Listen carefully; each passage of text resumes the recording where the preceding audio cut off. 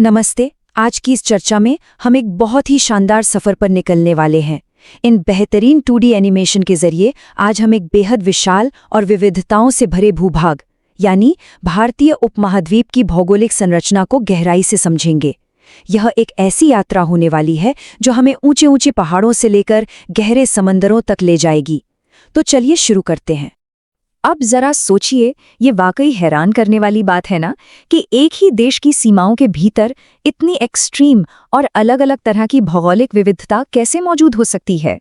मतलब एक तरफ तो हाड़ कंपा देने वाली बर्फीली ठंड है, तो दूसरी तरफ चिलचिलाती गर्मी वाले रेगिस्तान और कहीं एकदम हरे भरे जंगल। आखिर ये अद्भुत भौगोलिक ढांचा काम कैसे करता है? इसी राज को आज हम डीकोड करेंगे। इस एक्सप्लेनर में हमारा रोड मैप कुछ इस तरह रहेगा। हम शुरुआत करेंगे उपमहाद्वीप के मानचित्रण से, फिर चलेंगे प्राचीन दक्कन के पठार की ओर।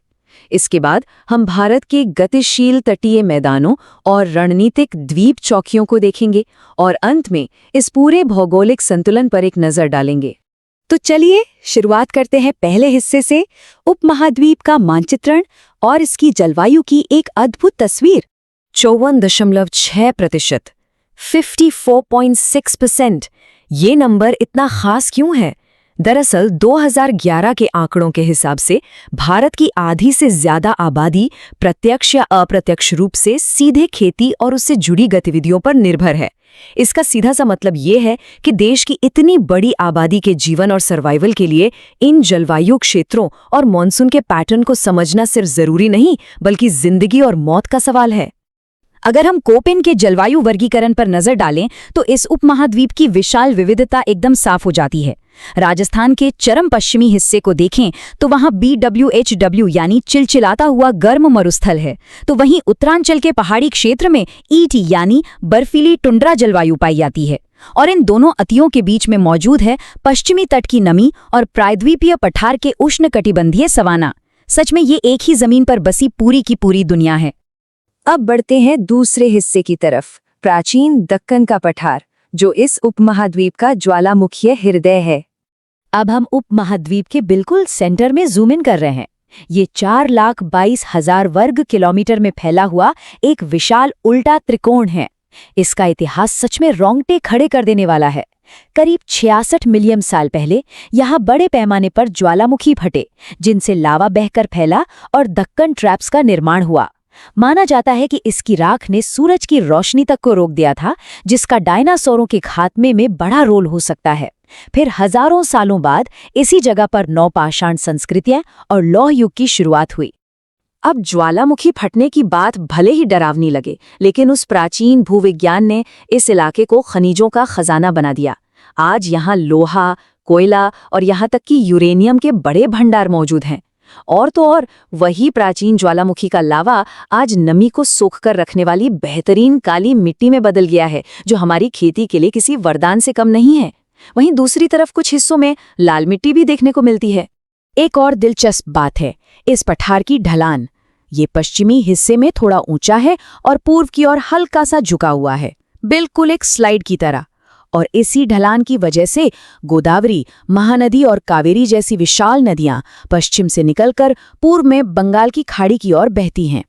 गोदावरी तो इतनी विशाल है कि उसे दक्षिण गंगा के नाम से भी पुकारा जाता है। चट्टानी पठार से उतरकर अब चलते हैं हमारे तीसरे पड़ाव पर, भारत के गतिशील तटीय मैदान यानी उपमहाद्वीप के किनारे। 7,516 किलोमीटर लंबी इस तटरेखा को समझने के लिए दो शब्द बहुत अहम है। पहला है उद्भव या इमर्जेंस, जिसका मतलब है जमीन का ऊपर उठना, और दूसरा है जलमग्नता या सबमर्जेंस, यानी जमीन का पानी में डूब जाना। ये दो प्राकृतिक प्रक्रियाएं ही तय करती हैं कि हमारा पूर्वी और पश्चिमी तट दिखने में एक दूसरे से इतना अलग क्यों है। इन्हीं प्रक्रियाओं की वजह से दोनों तटों में जमीन आसमान का फर्क आ गया है। पूर्वी तट जैसे कोरोमंडल काफी चौड़ा है, जहां नदियों ने अपने साथ लाई मिट्टी से बड़े और उपजाऊ डेल्टा बनाए हैं। लेकिन वहीं पश्चिमी तट को देखिए, जैसे कोंकण का इलाका, वो काफी संकरा और कटाफटा है। यहाँ डेल्टा नहीं बल्कि एस्चुरी मिलते हैं और तट का कुछ हिस्सा जलमग्न होने की वजह से यहाँ शानदार प्राकृतिक बंदरगाह भी बन गए हैं। ये समझना जरूरी है कि ये तट सिर्फ जमीन के किनारे नहीं है, बल्कि ये हमारी इकोनॉमी की बहुत बड़ी ताकत है। पूर्व में कावेरी डेल्टा को ही ले लीजिए, इसे दक्षिण का धान का भंडार कहा जाता है, और पश्चिम में केरला की मोनाजाइट रेत में तो ऐसे कीमती खनिज छिपे हैं जिनका इस्तेमाल सीधे परमाणु ऊर्जा पैदा करने के लिए किया जाता है। कमाल है ना। चलिए अब मुख्य भूमि से आगे बढ़ते हैं और रुख करते हैं चौथे हिस्से का, रणनीतिक द्वीप चौकियां यानी गहरे समुद्रों के रक्षक। समंदर के बीचों बीच मौजूद इन द्वीप समूहों का अंतर भी कमाल का है। पूर्व में बंगाल की खाड़ी की तरफ अंडमान और निकोबार हैं, जो असल में 500 से ज्यादा ज्वालामुखी और टेक्टोनिक द्वीप हैं और घने जंगलों से ढके हुए हैं। और दूसरी तरफ पश्चिम में अरब सागर में लक्षद्वीप है। ये सिर्फ 25 छोटे छोटे द्वीपों का समूह है जो पूरी तरह से मूंगे यानी कोरल से बने हैं और एकदम सपाट हैं। दोनों की बनावट का तरीका एक दूसरे से बिल्कुल उल्टा है। अब सवाल ये है कि ये द्वीप इतने महत्वपूर्ण क्यों हैं? खैर, अंडमान द्वीप समूह मलक्का जलडमरू मध्य के इतना करीब है कि यह हिंद महासागर में एक जबरदस्त रणनीतिक बढ़त देता है। ये द्वीप नौसेना के लिए एक प्रमुख बेस का काम तो करते ही हैं, साथ ही यहाँ ऐसी दुर्लभ जैव विविधता पाई जाती है जो दुनिया में और कहीं नहीं मिलती। इन सभी भौगोलिक कड़ियों को जोड़ने के बाद अब आते हैं अपने आखिरी हिस्से पर, एक नाजुक भौगोलिक संतुलन और भविष्य की ओर एक कदम। विशेषज्ञों का एक बहुत ही सटीक मानना है कि द्वीपों को ग्रह के स्वास्थ्य के लिए महत्वपूर्ण बैरोमीटर माना जाता है। और सच कहूं तो ये एक बहुत बड़ी चेतावनी भी है।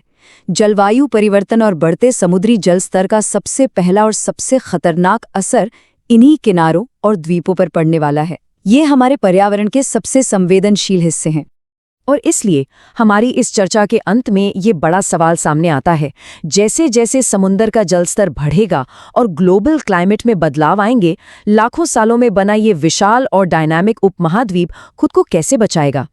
आने वाले हजारों सालों के लिए इसे किस तरह के बदलाव करने होंगे? ये कोई छोटा सवाल नहीं है, बल्कि एक ऐसी पहेली है जिस पर हम सबको बहुत गहराई से सोचना चाहिए। इस शानदार और ज्ञानवर्धक सफर में साथ बने रहने के लिए